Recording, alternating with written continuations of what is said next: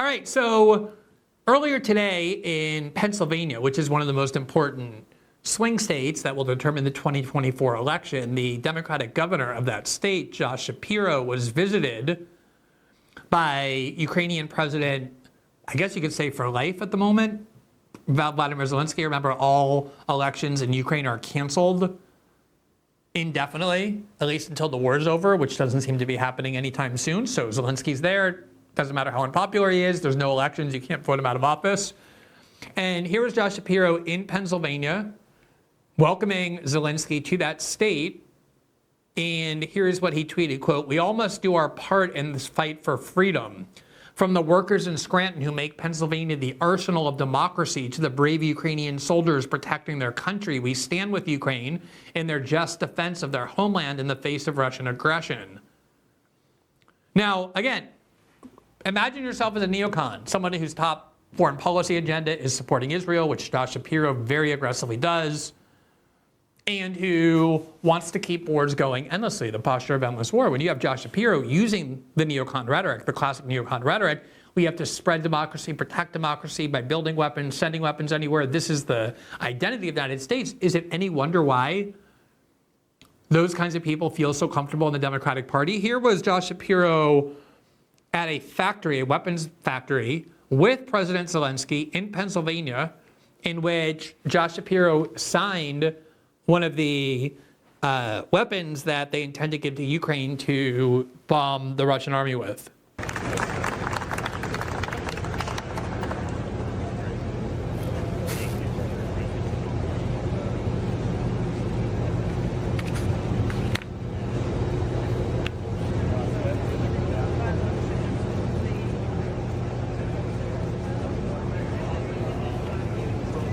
There you see President Zelensky standing behind him, smiling as the Democratic Party continues to do the bidding of Ukraine. And who knows what message he wrote, I'm sure we'll find out. I think the whole practice of signing weapons that are designed to kill people is pretty psychotic, although it's very common. Nikki Haley went to Israel and signed all sorts of things on the missiles that are used to destroy Gaza and kill all sorts of Gazan civilians. Now, this whole rhetoric about Ukraine, and as fanatical as the Democratic Party has been about fueling it, and much of the Republican Party, Europe is even worse. The British in particular, who are always just the most sociopathic when it comes to war. They have a national identity crisis, a sort of inferiority complex from having crumbled in their empire and being this little tiny irrelevant country.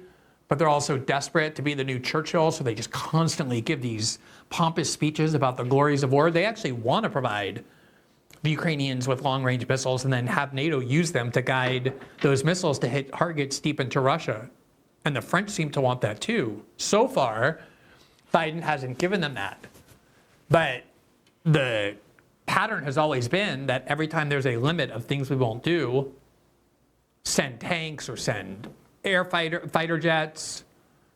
Every time there's been a limit, the United States has announced that they're now going beyond it. And this is following that pattern where they issue these trial balloons of what the United States is going to do, wait a while, see what happens, and then the momentum grows, and then Biden says the U.S. is now going to do it.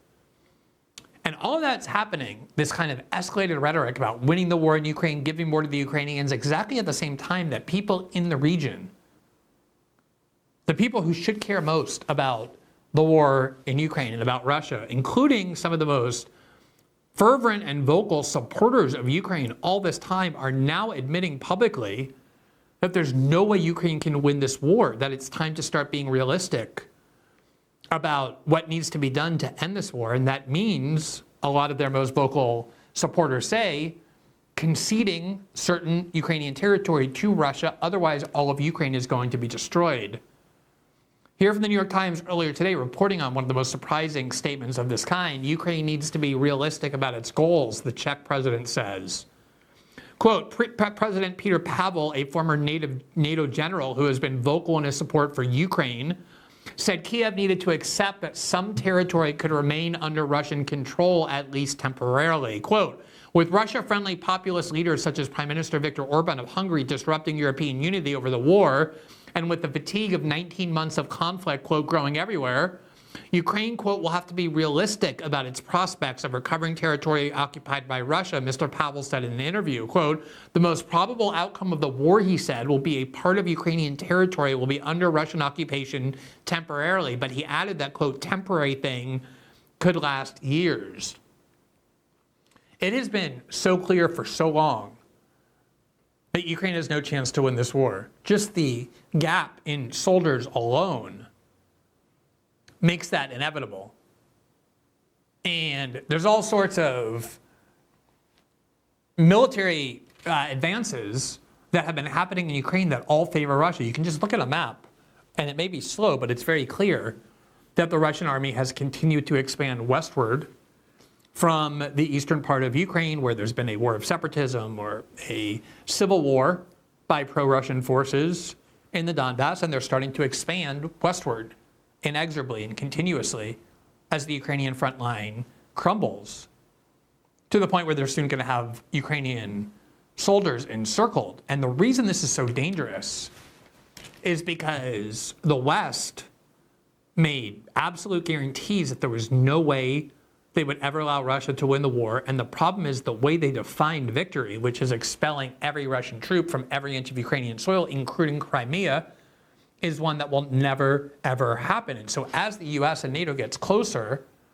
to clear humiliation, if Russia ends up as even a single inch of Ukrainian territory, that will mean the US and NATO will have lost the war and Russia will have won. They seemingly get even more desperate in talking about being willing to greenlight certain kinds of escalation that could be a genuine risk of real escalation between both sides. Now, it is so ironic, I have to say, that probably the number one grievance of the Democratic Party since 2016 has been the evils of having Russia interfere in our sacred democracy, that our democracy is imperiled if foreigners, dirty foreigners, get to have some sort of say in our elections, get to influence its outcomes. And yet here's President Zelensky on American soil 6 weeks before an election, making extremely clear that he believes the Democrats and Kamala Harris are better for the Ukrainian cause than Donald Trump is, campaigning for the Democratic Party, invited to American soil in a swing state to campaign for the Democratic Party. The Ukrainian leader is in the United States doing that at the behest of the Democrats, who have spent 8 years endlessly aggrieved about the evils of foreign influence. And it's not the first time the Ukrainian government has tried to interfere in the election in order to help the Democrats. People have forgotten, given what turned out to be the false narrative that the Russians were working with the Trump campaign to ensure Donald Trump won. It was the Ukrainians who engaged in efforts at least as extensive, if not more so, than the Russians to control and manipulate the outcome of the 2016 election, although they wanted Hillary Clinton to win because they knew Hillary Clinton was a steadfast anti-Russian hawk. It would help the Ukrainians in every way they wanted. Remember, it was Hillary Clinton for whom Victoria Nuland worked. And when Hillary Clinton left the Obama administration and wrote a book, the only places where she criticized Obama were the places where she said that Obama had failed sufficiently to confront Russia, including in Syria and Ukraine. She wanted far more aggressive pro-Ukrainian and anti-Russian efforts, just like Victoria Nuland wanted.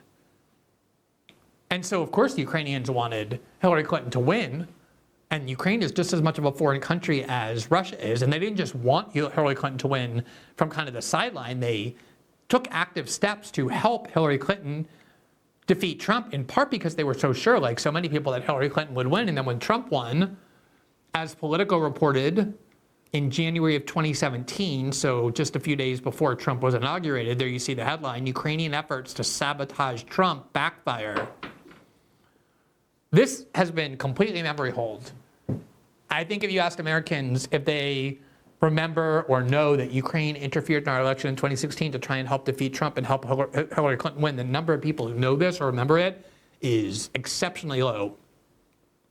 but it was well documented. Quote, Donald Trump wasn't the only presidential candidate whose campaign was boosted by officials of a former Soviet bloc country. Ukrainian government officials tried to help Hillary Clinton and undermine Trump by publicly questioning his fitness for office. They also disseminated documents implicating a top Trump aide in corruption and suggested that they were investigating the matter only to back away after the election. And they helped Clinton's allies researching damaging information on Trump and his advisors, a Politico investigation found. It's really amazing that it wasn't just Russia that the Clinton campaign accused of interfering this way. It was also WikiLeaks to this day. That's the argument about WikiLeaks. Oh, WikiLeaks interfered corruptly in our election by publishing documents that were derogatory to the Hillary Clinton campaign. And here is the Ukrainian government, at the behest of the Democratic Party, publishing all sorts of documents to try and dirty Trump and his advisors with the explicit goal of helping Hillary Clinton win the election. Now, just 8 years later, here we have President Zelensky on American soil at a clear campaign event in Pennsylvania with Josh Shapiro, who almost got chosen as Kamala Harris' vice president, campaigning on the ground that the Democrats are much better for the war in Ukraine than Donald Trump is. It's, again, the sort of thing that is a very illustrative reflection of what Kamala Harris and the Democratic Party are going to do and are going to be in the event that she wins in the election held in just about 6 weeks. Thanks for watching this clip from System Update, our live show that airs every Monday through Friday at 7 p.m. Eastern, exclusively on Rumble. You can catch the full nightly shows live or view the backlog of episodes for free on our Rumble page. You can also find full episodes the morning after they air across all major podcasting platforms, including Spotify and Apple. All the information you need is linked below. We hope to see you there.